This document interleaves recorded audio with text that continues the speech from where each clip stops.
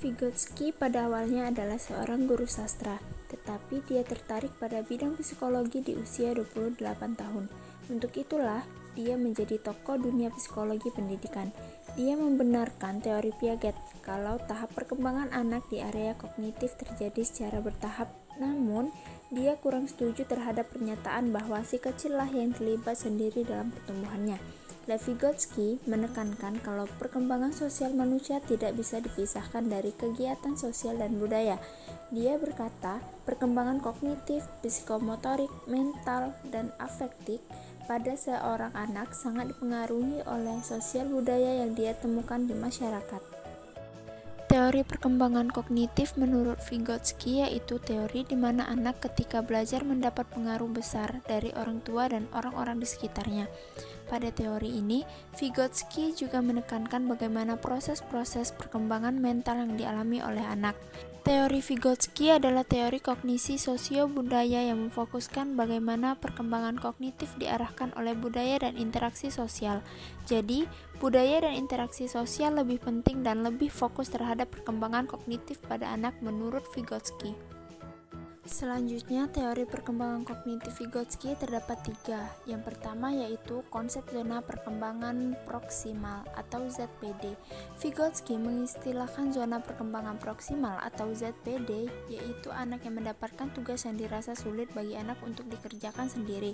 Akan tetapi, jika dibantu oleh orang dewasa atau orang yang terlatih, maka anak dapat mengerjakan tugas yang dirasa sulit tersebut.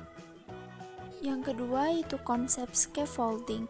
Vygotsky menjelaskan tentang perubahan dukungan yang dialami oleh anak selama proses pembelajaran terkait dengan perkembangan kognitif. Teori yang ketiga yaitu bahasa dan pemikiran. Menurut Vygotsky, pembicaraan yang dilakukan oleh anak tidak hanya untuk berkomunikasi saja, melainkan untuk membantu mereka dalam memenuhi kebutuhan mereka. Karena dengan menggunakan bahasa, meskipun bahasa yang diucapkan belum sempurna, tapi dengan bahasa tersebut sudah mewakili apa yang diinginkan atau diutarakan oleh anak. Sekalipun kecerdasan emosi si kecil bisa sangat unik antara anak yang satu dengan yang lain, tetapi pengalaman bersama orang lain membentuk gambaran akan dunianya. Teori-teori Vygotsky terbentuk dari 3 konsep utama, yaitu 1. Intelektual berkembang seiring si kecil menghadapi ide-ide atau pengalaman-pengalaman baru. 2. Intelektual juga berkembang lewat interaksi dengan orang lain. 3. Guru adalah mediator dalam pembelajaran si kecil. Lewat konsep dan penekanannya itulah kita bisa membaca kalau teori belajar Vygotsky dibagi menjadi 3, yaitu 1. Hukum genetik, yaitu ketika kemampuan seseorang akan bertumbuh lewat 2 latar belakang seperti lingkungan sosial dan psikologis atau gambar diri dan kemampuan alamiah sendiri.